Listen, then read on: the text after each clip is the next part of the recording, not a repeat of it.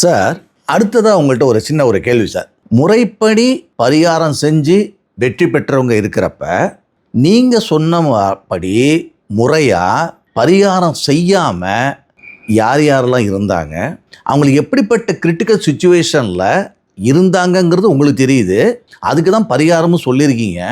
ஆனால் நீங்கள் சொன்ன பரிகாரத்தை அந்த கிரிட்டிக்கல் சுச்சுவேஷன்லேருந்து வெளியில் வர்றதுக்கு அவங்க ஏன் முறையாக பரிகாரம் செய்யாமல் போனாங்க, அப்படி செய்யாமல் போனதுனால எவ்வளோ தூரம் கஷ்டப்பட்டாங்க, அப்படிப்பட்ட நபர்களில் ஒருத்தங்க 2 பேர் இப்போ இருக்காங்களா, சொல்ல விரும்புகிறீங்களா சார்?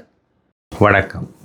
மிக நுட்பமான இந்த கேள்விக்கு மிக தெளிவான பதிலை சொல்ல வேண்டியிருக்கிறது. எப்படி என்றால், இறைவன் பாப புண்ணியங்களுக்கு தகுந்தாற்போல் கிரகங்களை அமைத்து மனிதர்களை பூமிக்கு அனுப்பிவிடுகிறார். அதற்கு ஏற்பத்தான் அவர்களுடைய வாழ்க்கையில் நன்மையையும் தீமையையும் அனுபவிக்க வேண்டியிருக்கிறது. ஆனால் இதை மாற்றுவதற்கு வழி இருக்கிறது. எப்படி என்றால், குரு அருள் இருந்தால் இவை மாற்றப்படலாம். குரு வழிகாட்டுதலோடு இந்த நடக்கப் போகும் தீமையிலிருந்து காப்பாற்றப்படலாம். அதற்கு கூட இறைவனுடைய அருள் தேவை இருக்கிறது.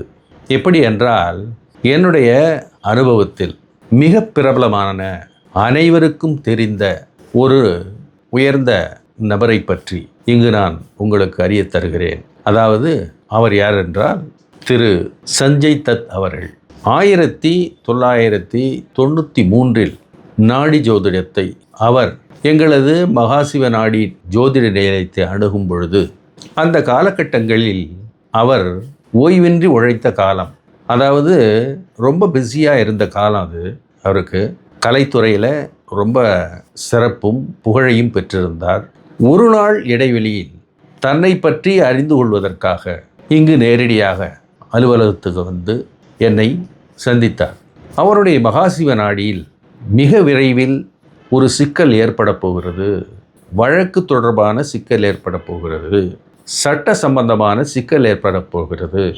அந்த சிக்கலிலிருந்து நீங்கள் விடுபட வேண்டுமென்றால் இப்படிப்பட்ட பூஜைகளை செய்ய வேண்டும்.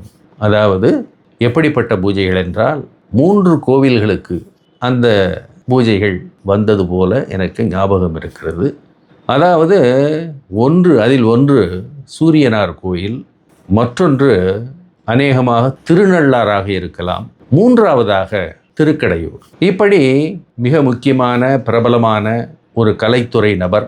அவரை அழைத்து கொண்டு என்னுடைய பொறுப்பிலேயே இந்த பரிகாரங்களை செய்து அவரை அந்த சிக்கலிலிருந்து விடுபடச் செய்ய வேண்டும் என்ற ஆவலோடு அவரோடு பயணித்தேன்.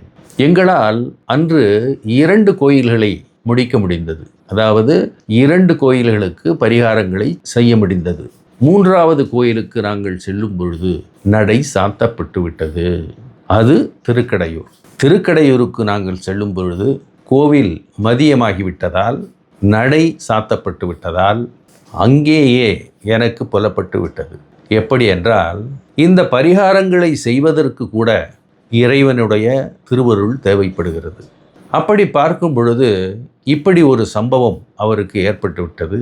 அவரால் இருந்து தொடர்ந்து அந்த பரிகாரங்களை செய்து முடிக்க நேரமின்மையால் அவர் மும்பைக்கு செல்ல வேண்டிய வேலை இருந்ததால் உடனடியாக கார் மூலமாக சென்னை சென்று மும்பைக்கு சென்று விமானத்தை விட்டு இறங்கும் பொழுது சட்ட நடவடிக்கையில் சிக்கப்படுகிறார். இப்படி இந்த பரிகாரங்களை முறைப்படி செய்ய முடியாமல் ஒரு சூழ்நிலையை இறைவனே ஏற்படுத்தி, பூர்வ ஜென்ம பாவங்களை அனுபவிக்க இறைவனே ஒரு சூழ்நிலையை ஏற்படுத்தி விடுகிறார். இதிலிருந்து என்ன தெரிகிறது என்றால், குருவினால் வழிகாட்டுதல் இருந்தாலும் கூட இந்த பரிகாரங்களை செய்வதற்கு இறையருள் நமக்கு தேவைப்படுகிறது. அப்படித்தான் பரிகாரங்கள் மகாசிவநாடியில் குறிப்பிடப்பட்டிருந்தாலும் அதை செய்து முடிப்பதற்கு குருவருளும் இறையருளும் தேவைப்படுகிறது.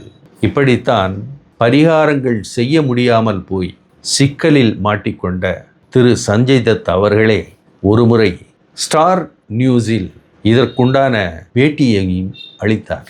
அவர் இங்கு வந்து சென்றதையும் மகாசிவநாடியை பார்த்து கொண்டதையும் அதில் குறிப்பிட்டிருந்த பலன்களை பற்றியும் அவர் மிக தெளிவாக ஒரு ஆங்கில சேனலுக்கு ஸ்டார் டிவியின் பேட்டியின் பொழுது அவர் மிக தெளிவாக இதை கூறியிருந்தார் என்பது எனக்கு நினைவிருக்கிறது. ஏன் இவரை பற்றி கூறினேன் என்றால், அனைவருக்கும் தெரிந்த மிக பிரபலமான நாடியின் நல்லவைகளையும் தீமைகளையும் அனுபவித்து உணர்ந்த ஒரு வாடிக்கையாளரை பற்றி நீங்களும் தெரிந்து கொள்ள வேண்டும் என்பதற்காக இதை கூறுகிறேன்.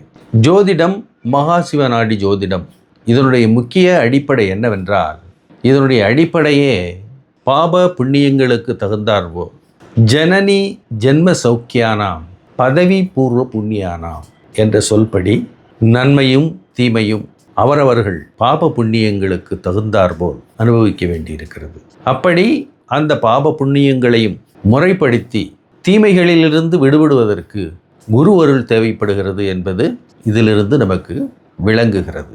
ஆதலால் மகாசிவநாடியில் வரும் பரிகாரங்களை மிக துல்லியமாக, முழு நம்பிக்கையோடு, மிக தெளிவாக, ஒரு மனதோடு நாம் கடைபிடித்தால் அதில் நிச்சயமாக வெற்றி பெறலாம் என்பதுதான் என்னுடைய கருத்து.